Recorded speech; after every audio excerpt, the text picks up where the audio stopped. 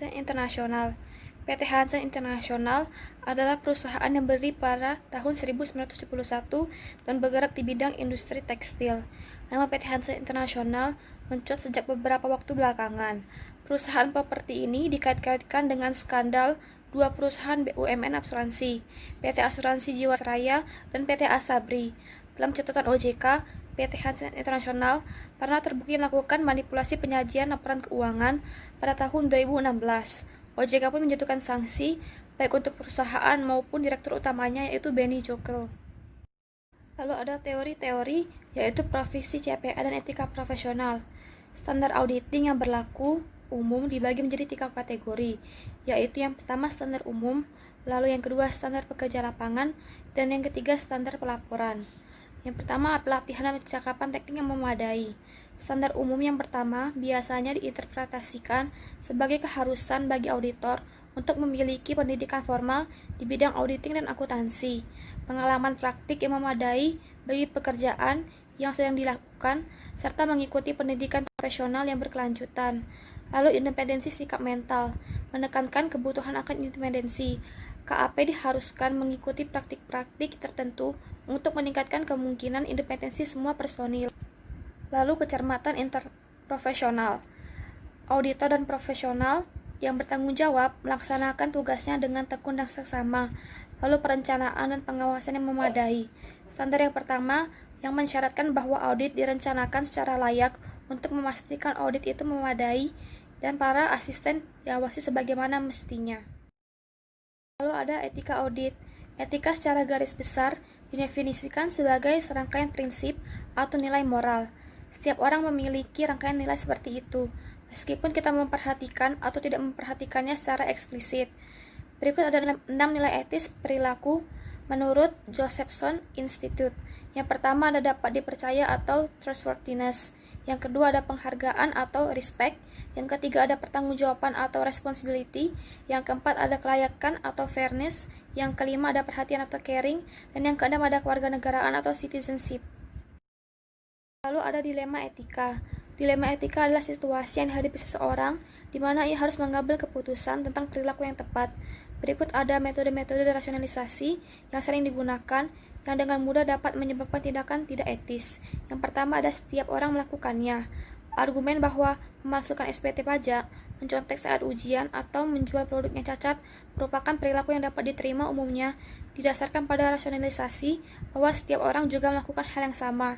Lalu yang kedua ada jika sah menurut hukum, hal itu etis. Menurut hukum, seseorang tidak memiliki kewajiban untuk mengembalikan suatu barang yang hilang, kecuali pihak lain dapat membuktikan jika barang itu adalah miliknya. Lalu yang ketiga ada kemungkinan penemuannya dan konsekuensinya.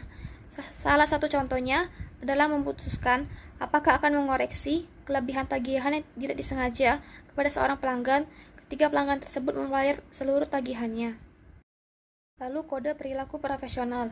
Kode perilaku profesional AICPA menyediakan baik standar umum perilaku yang ideal maupun peraturan perilaku khusus yang diberlakukan. Kode etik ini terdiri dari 4 bagian. Yang pertama ada prinsip-prinsip, peraturan perilaku, interpretasi atau peraturan perilaku, dan ada kaidah etika. Lalu yang kedua ada asersi dalam laporan keuangan. Asersi ini berhubungan dengan pengakuan, pengukuran, penyajian, dan pengungkapan dari berbagai unsur dalam laporan keuangan.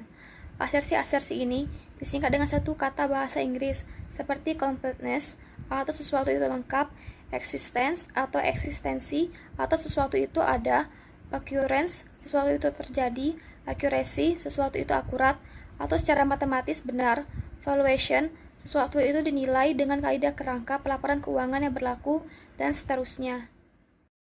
Lalu penilaian risiko di tingkat laporan keuangan. Risiko salah saja yang material pada tingkat laporan keuangan cenderung bersifat pervasif atau tersebar luas dan karenanya mencakup semua asersi. Kekeliruan dengan mudah berambah ke asersi lain seperti accuracy, existence, dan valuation. Auditor menggunakan asersi untuk menentukan jenis risiko salah saja yang bisa terjadi, menilai seberapa besar kemungkinan terjadinya risiko salah saja yang material, merancang prosedur audit selanjutnya sebagai jawaban atau tanggapan terhadap risiko yang dinilai. Lalu seberapa besar kemungkinan terjadinya risiko itu? Risiko salah saja yang material merupakan kombinasi dari risiko bawaan atau inherent risk dan risiko pengendalian atau control risk. Oleh karena itu, proses penilaian meliputi keduanya.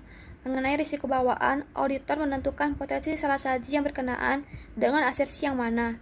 Ia kemudian menilai seberapa besarnya kemungkinan terjadi risiko ini dan taksiran atau ancar-ancar jumlahnya. Mengenai risiko pengendalian, auditor menentukan apakah ada pengendalian intern yang relevan untuk mencegah dan menekan assess risk dan dampaknya terhadap asersi terkait.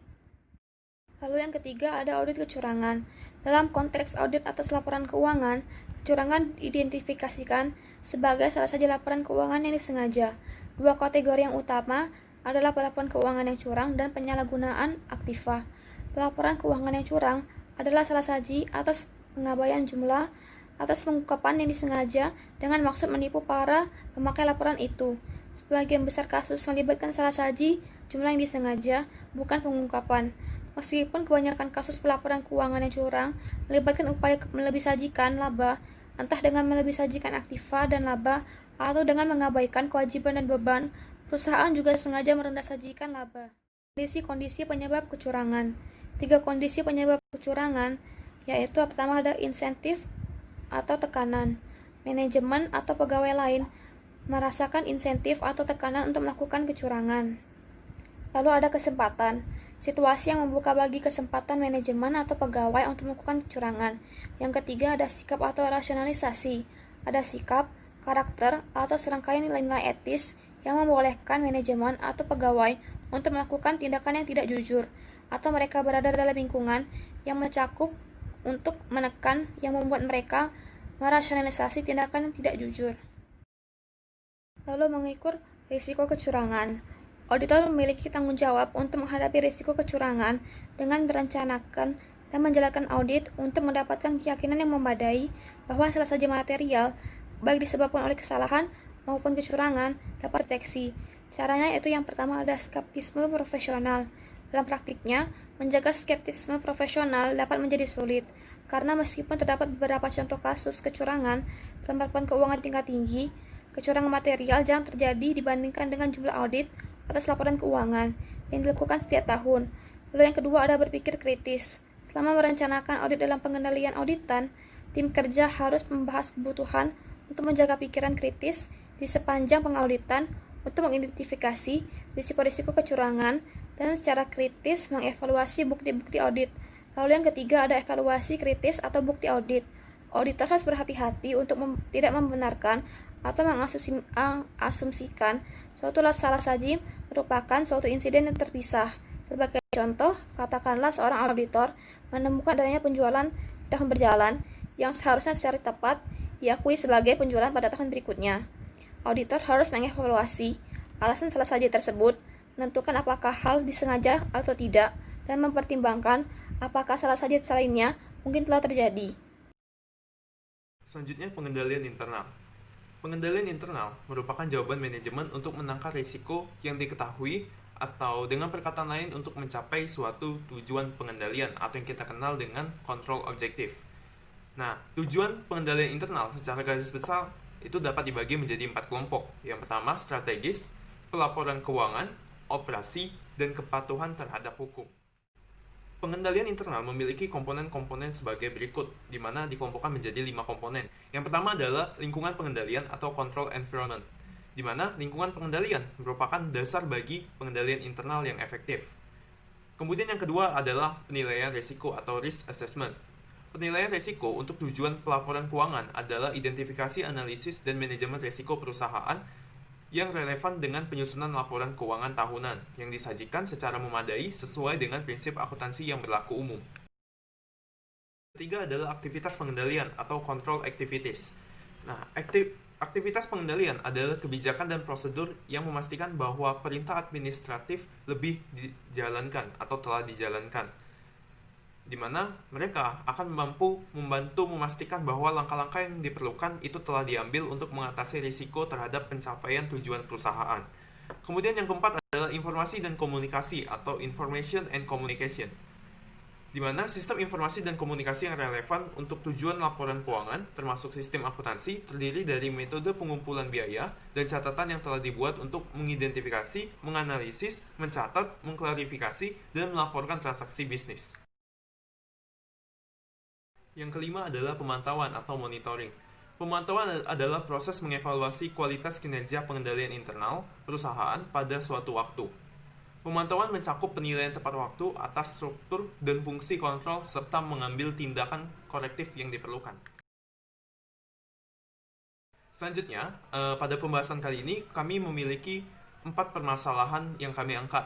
Yang pertama adalah bagaimana kasus kecurangan PT Hanson International Tbk itu bisa terjadi. Yang kedua adalah apa saja sanksi yang diberikan ke PT Hanson International Tbk sehubungan dengan auditing. Yang ketiga adalah bagaimana kaitan perusahaan Hanson International Tbk dengan profesi CPA dan etika profesional. Dan yang keempat adalah bagaimana asersi laporan keuangan PT Hanson International Tbk, apakah dinilai baik atau buruk. Permasalahan yang pertama adalah bagaimana kasus kecurangan PT Hanson International Tbk bisa terjadi. Nah, di sini saya akan mencoba menjelaskan bagaimana kronologi peristiwa tersebut bisa terjadi. PT Hanson International Tbk itu merupakan perusahaan yang bergerak di bidang properti. Kecurangan yang terjadi adalah saat PT Hanson International Tbk menjual surat utang jangka menengah kepada investor. Dan salah satu yang membelinya adalah asuransi Jiwasraya. Jumlahnya pun tidak sedikit. Bahkan totalnya mencapai 680 miliar. Namun pada tahun 2016, PT Hanson International Tbk sudah memperlihatkan laporan keuangan yang carut-marut dengan pendapatan dan laba yang terus menurun. Itu artinya, kemungkinan PT Hanson International Tbk akan mengalami gagal bayar yang sangat besar. Padahal sebelumnya, pada tahun 2014, Asabri juga membeli saham PT Hanson International Tbk dan jumlahnya tidak tanggung-tanggung, di mana totalnya adalah hingga 4 miliar lebih, atau setara dengan 5,4% dari total kepemilikan saham. Bahkan di tahun 2016, Asabri kembali memborong saham PT Hanson International Tbk sehingga totalnya adalah 6,06% dan menjadikan Asabri sebagai investor dengan jumlah saham terbesar. Kenaikan saham PT Hanson International Tbk saat itu cukup menggiurkan. Kenaikan sahamnya itu bisa mencapai 6,34% dalam sebulan hingga pada akhir Januari 2016. Harga saham PT Hanson International Tbk itu sekitar Rp670. Hal ini pun membuat Asabri kembali menambah sahamnya sehingga totalnya menjadi 11,067% dari seluruh saham yang beredar. Tetapi pergerakan saham PT Hanson International Tbk ini kurang baik dan terus mengalami penurunan. Sehingga dari kronologi tersebut kita bisa mengetahui bahwa di sini perusahaan yang terlibat dengan skandal kecurangan dari PT Hanson International itu adalah perusahaan asuransi Jiwasraya dan Asabri. Permasalahan yang kedua adalah apa saja sanksi yang diberikan ke PT Hanson International Tbk sehubungan dengan auditing. Nah, Otoritas Jasa Keuangan atau OJK itu menjatuhkan sanksi administratif kepada PT Hanson International Tbk. Tak hanya itu, bos dan kantor akuntan publiknya juga akan dikenakan sanksi. Sanksi tersebut berkaitan dengan klaim pendapatan atas penjualan Kavling Siap Bangun atau Kasiba di laporan keuangan tahunan 2016. Beni Jokro Saputro, selaku Direktur Utama Hanson International periode 31 Desember 2016, terbukti melakukan pelanggaran terkait pasal 107 UU PM karena Beni sebagai pihak yang menandatangani PBJB 14 Juli 2016 dan Representation Letter tertanggal 29 Maret 2017 tidak menyampaikan PPJB 14 Juli 2016 kepada pihak auditor yang mengaudit laporan keuangan tahunan periode 31 Desember 2016. OJK memberikan sanksi administratif kepada Pak Beni berupa denda sebesar 5 miliar. Adapun terhadap Hanson International, OJK menetapkan sanksi berupa denda sebesar 500 juta dan perintah melakukan perbaikan dan penyajian kembali atau restatement atas laporan keuangan Hanson International periode 31 Desember 2016. Dan kepada Serli Jokom selaku rekan pada kantor akuntan publik Purwantono, Sungkoro, dan Surja yang melakukan audit atas laporan keuangan tahunan Hanson International periode 2016 terbukti melakukan pelanggaran pasal 66 UU PM JIS paragraf A14 Standar Profesional Akuntan Publik PSAP Standar Audit SA 200 tentang prinsip kompetensi serta sikap kecermatan dan kehati-hatian profesional. Serli Jokom dinilai tidak cermat dalam mengaudit laporan keuangan Hanson Internasional dan mengandung kesalahan material. Oleh karenanya, Serli Jokom diberikan sanksi administratif berupa pembekuan STTD selama 1 tahun. OJK juga menyebut Adnan Tabrani selaku Direktur Hanson Internasional periode Desember 2016 bertanggung jawab atas penyajian laporan keuangan tahun 2016 dan dikenakan denda administratif sebesar 100 juta. Permasalahan yang ketiga adalah bagaimana kaitan perusahaan Hanson International Tbk dengan profesi CPA dan etika profesional. Sebagaimana kita ketahui bahwa setiap auditor itu haruslah memiliki standar audit dan tanggung jawab profesionalnya dalam audit atas laporan keuangan. Namun pada kasus ini, auditor memiliki kekurangan berupa kecermatan profesional dan perencanaan serta pengawasan yang memadai, sehingga bisa terjadi kecurangan di mana Hanson International Tbk itu sampai bisa melakukan manipulasi laporan keuangan. Hal seperti ini haruslah diperhatikan oleh auditor karena auditor haruslah lebih cermat daripada perusahaan sehingga dapat memenuhi tanggung jawabnya sebagai auditor dengan baik. Permasalahan yang terakhir adalah bagaimana asersi laporan keuangan PT Hanson International Tbk. Manajemen perusahaan PT Hanson ini tidak memenuhi asersi yang seharusnya, seperti tidak melaporkan kejadian transaksi yang berlangsung, transaksi yang disajikan tidaklah lengkap, dan penggunaan metode tidaklah tepat, sehingga bisa dikatakan bahwa asersi penyajian laporan dan pengungkapan tidaklah tepat atau tidak sesuai dengan standar yang ada. Padahal tujuan dari adanya asersi adalah agar mengurangi adanya resiko salah saji, sehingga audit dapat dilakukan auditor menjadi lebih tepat atau mengurangi risiko adanya kesalahan. Maka